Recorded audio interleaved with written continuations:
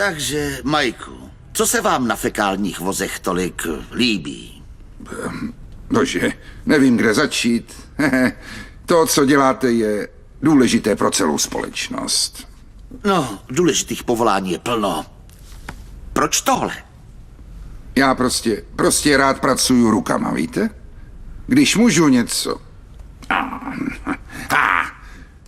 Ruce uplatníte v řadě povolání.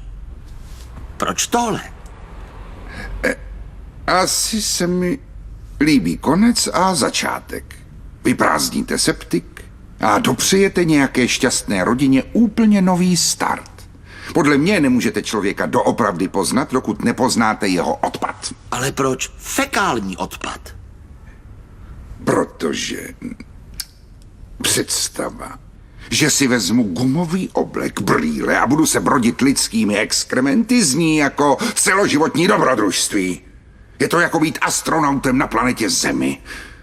Asi vám tím chci říci, že fekální odpad je mou vášní.